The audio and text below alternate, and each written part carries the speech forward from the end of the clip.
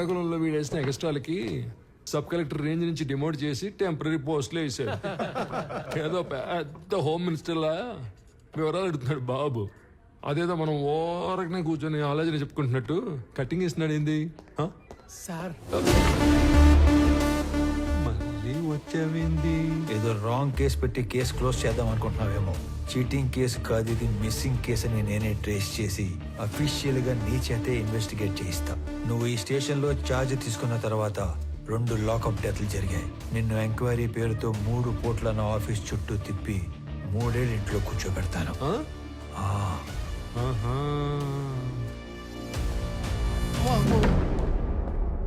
ఒరే ఆ టక్కోడు వెళ్ళాడో లేదో చూడండి రా. సార్ అమ్మా నా వల్ల కావట్లేదురా. వీడెవడరా సామె కనపడిన ప్రతిసారి ఏదో కొత్త రూల్ చెప్పి వాయించి వదులుతున్నాడు.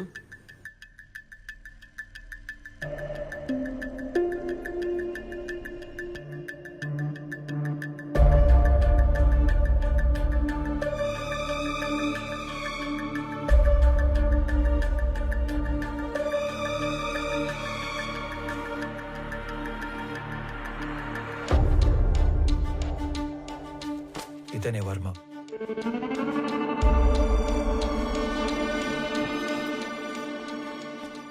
అతను పట్టుకున్న గిఫ్ట్ బాక్స్ మీద వర్మ అని పేరు రాసింది చూడు. ఇప్పుడు అతను అడ్రస్ పట్టుకోవాలి. సురేంద్ర బిజినెస్ లో హెల్ప్ కోసం వెళ్ళాడంటే వర్మ కూడా బిజినెస్ మ్యాన్ అయి ఉండాలి. ఓకే, మీ ఇంట్లో పాత క్యాలెండర్లు డైరీలు ఉంటే తీసుకుని రా.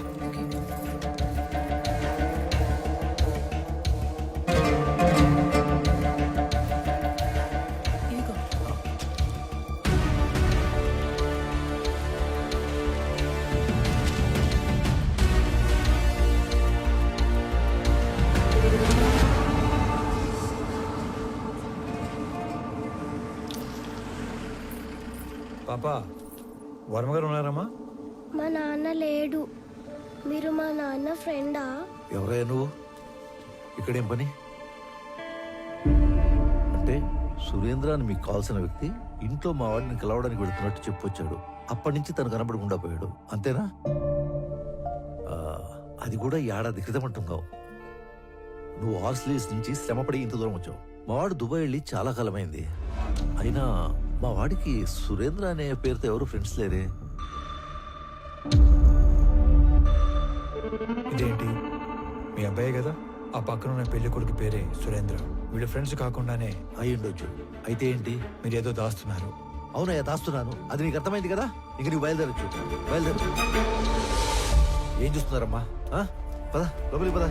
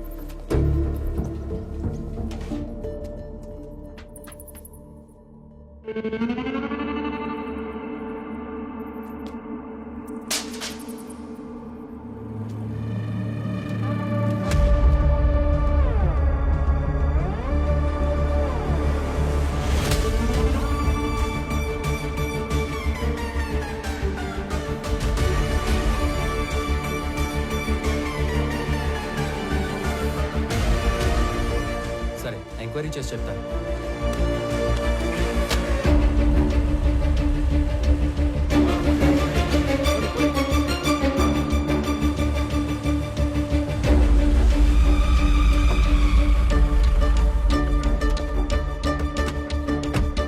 నమస్తే సార్. నమస్తే సార్.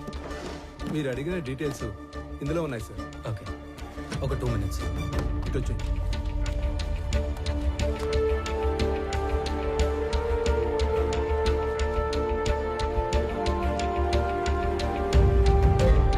అదేంట్రా, అలవాటు ప్రకారం 2 చేతులతో అన్ని డీటెయిల్స్ రాసుకుంటున్నావు? వీటితో పని ఉంది. సరిగా రాఘవ, అక్కడ ఉన్న వాళ్ళలో నీకు ఎవరి మీద ఎక్కువ నమ్మకం ఉందో అతని పిలువు. శ్రీధర్. సార్, మీరు ఐడెంటిఫై చేసినట్లే పోయిన సంవత్సరం మేలో 10 నుంచి 11 కంటైనర్ల గ్రానైట్ ఈ రూట్లో వెళ్ళినట్టు మన చెక్ పోస్ట్ లో ఎంట్రీస్ ఉన్నాయి సార్. సాధారణంగా గ్రానైట్ పేరుతో మంగళూరుకు వెళ్లే కంటైనర్ల వెనక ఒక చిన్న మర్మం ఉంది సార్.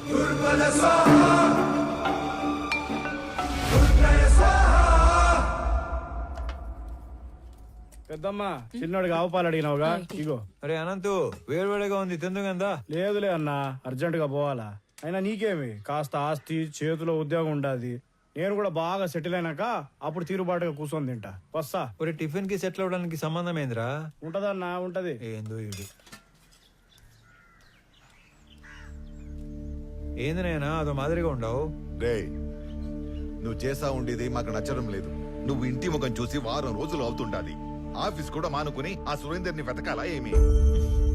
ఇది కూడా ఆఫీస్ పనే. ఎవరో కూడా పూనుకోపోతే కేసు అట్టా ముందుకు పోతాది. ముందుకెళ్ళకపోతే ఆడనే ఉంటాది. ఒక్కరికి సాయం చేయడం కోసం అన్ని వదులుకొని పరిగెత్తాల్సిన అవసరం ఏంది? మీరేమనుకోనంటే ఒక మాట చెప్తానే, మీరేం చేసినా 10 మందికి ఉపయోగపడే పనే చేస్తారు. కానీ ఈ విషయంలో మీరు ఒకరి పని కోసం ఎక్కడో తిరుగుతుంటే మిమ్మల్ని మెచ్చించనవే తప్పుగా మాట్లాడతారు. బావగారు 4 రోజులుగా నిద్రపోలేదు అల్లుడు గారు. అమ్మాయి కూడా మీ గురించి ఒకటే దిగులు. మహాలక్ష్మి, నువ్వు కూడా చెప్పేది ఏదైనా ఉందా? ఏం లేదు.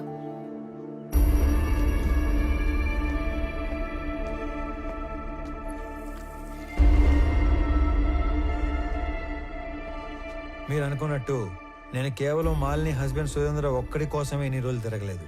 కనపడకుండా పోయింది ఒక్కరు ఇద్దరో కాదు, దాదాపు 20 మంది. సురేంద్ర కోసం వెళ్తే వర్మ, వర్మ కోసం వెళ్తే అతని అసిస్టెంట్ రాజా, రాజా కోసం వెళ్తే వెంకట్.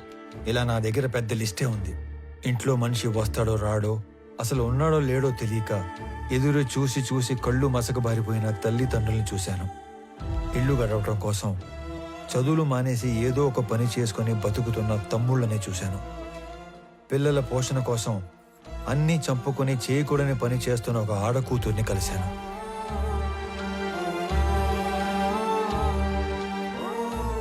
మా కొడుకే మాకు ఆధారం.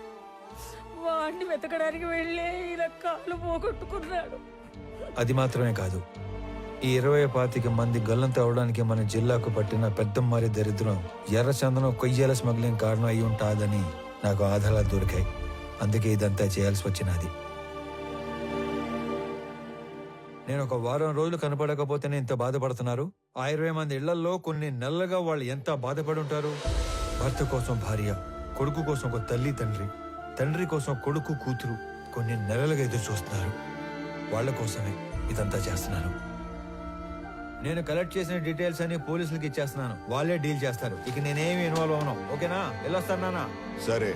నేను చెప్పింది నీకు కాదు, బొడ్డోడికి.